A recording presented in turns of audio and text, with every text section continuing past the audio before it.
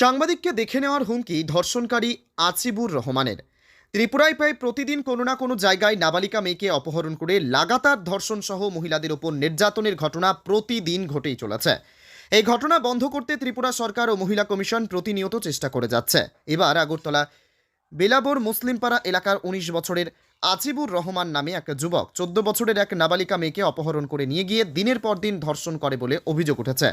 পরবর্তী সময়ে নাবালিকা মেয়েটির মা অভিযুক্ত ধর্ষণকারী আজিবুর রহমানের বিরুদ্ধে আমতলী থানায় অভিযোগ দায়ের করলে আমতলী থানার পুলিশ অতি দ্রুততার সহিত অভিযুক্ত ধর্ষণকারী আজিবুর রহমানকে গ্রেপ্তার করে থানায় নিয়ে আসে।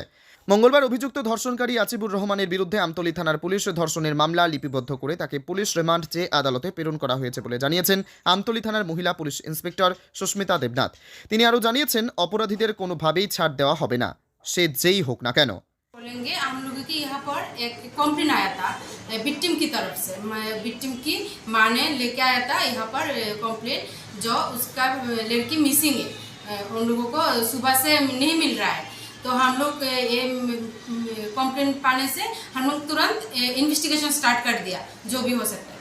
तो इन्वेस्टिगेशन करने के बाद ऐसा पता चला बेलाबर की एक लड़का जो उसका नाम है आसिफुर रहमान, उसने किडनैप किया है लड़की को। तो वहाँ से हम लोग लड़की को रिकवर किया। उसके बाद पता चला उसके किडनैप किया, उसके बाद उसके साथ रेप किया। हाँ, वो लड़की माइनर है, 14 साल का है लड़की। तो उसके अभी उसके केस हुआ, वो लड़के को भी अरेस्ट किया।